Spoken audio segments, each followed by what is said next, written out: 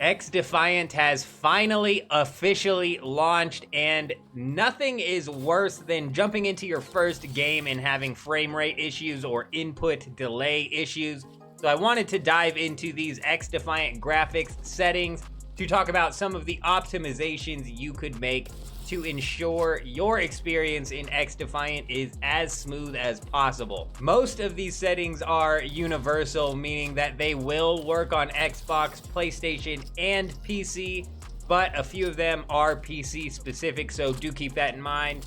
Let's go ahead and start off with your display mode. Some people debate on this setting, but after doing a bit of some research, I'm starting to think that using the exclusive full screen display mode is better than borderless window.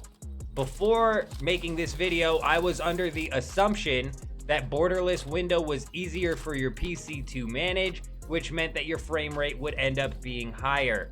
But what I'm seeing is that when you are in borderless window mode, then you end up having to triple buffer frames, which can cause input lag. So I'm gonna end up running this on full screen this time around and see if there's any noticeable difference. The next setting we have to go over is your resolution, which is pretty straightforward. You should keep this set to whatever your monitor is at. Unless you are stretching the display for some reason, I would leave this alone.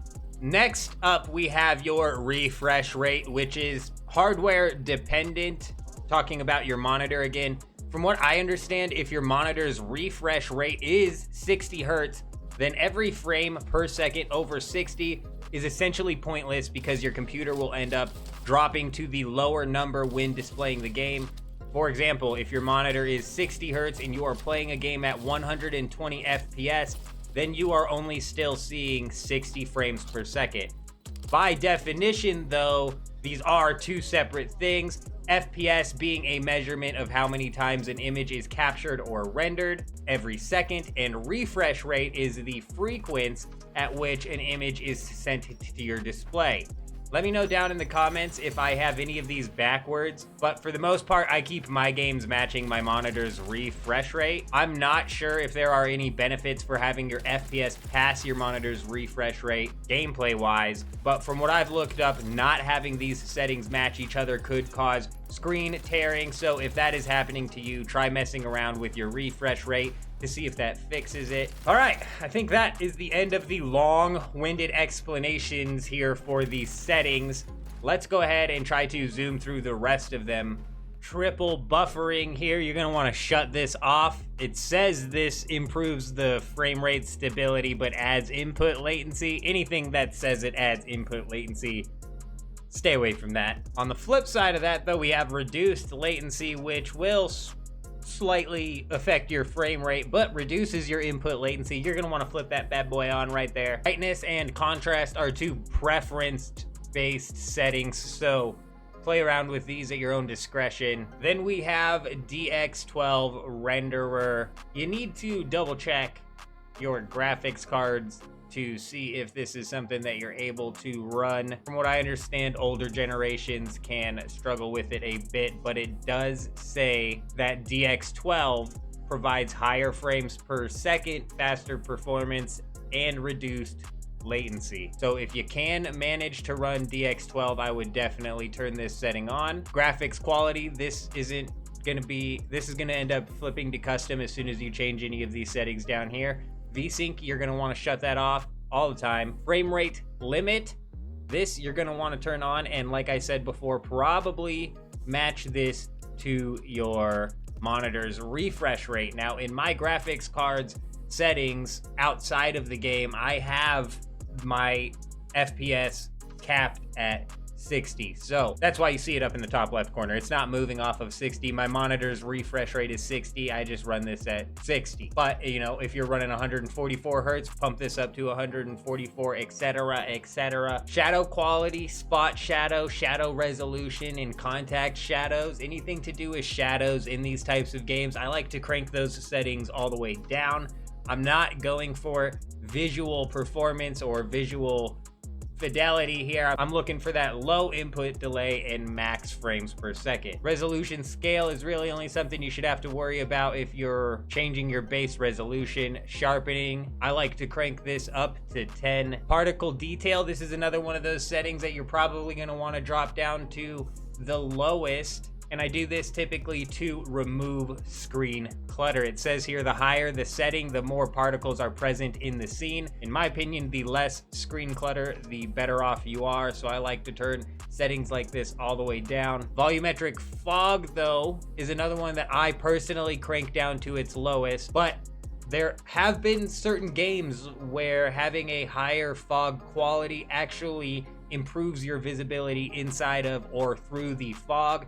So keep an eye on that. If you're having a hard time seeing through the fog at low, maybe try coming in and switching this setting around. Global and local reflection quality, both things that we're not looking for here. Turn them off, turn them to low. Vegetation quality low. This is another one of those screen clutter settings. Subsurface scattering. This is going to be like lights coming in through windows, stuff like that. Stuff on the screen that we don't care about, get rid of it, shut it off. Ambient occlusion, self-shadowing from ambient lighting. I don't need my shadows doing nothing. Get it out of here, set it to low. Object detail. Now, I like that they have a dialer on this setting, though exactly what you should have it to is completely up in the air.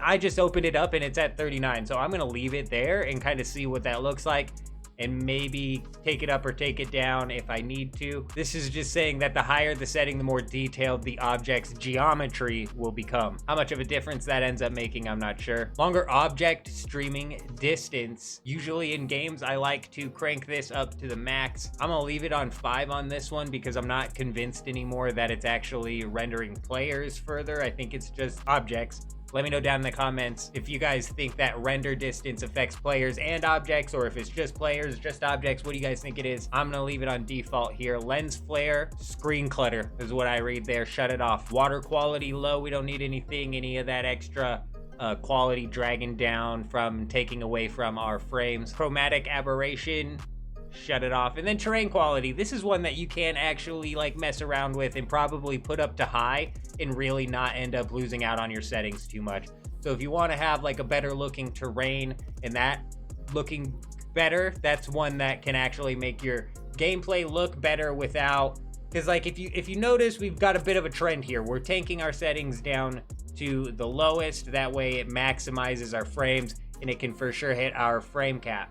Me sitting at a 60 FPS, realistically, I could probably crank a few of these settings up higher and still be hitting that 60 FPS cap. But like I said, if I was running 144 hertz monitor or something like that, I would for sure want to make sure that I'm hitting that FPS limit, not only here on the screen, in the menu screen, but also in game. I've got another video coming out later today talking about aim settings in XDefiant and how you guys can make sure that you have those dialed in. Keep an eye out on the channel for that. Let me know how your day one XDefiant experience is going, but that is all the information I wanted to go over in this video. Hope you guys all have an amazing day. I'm out.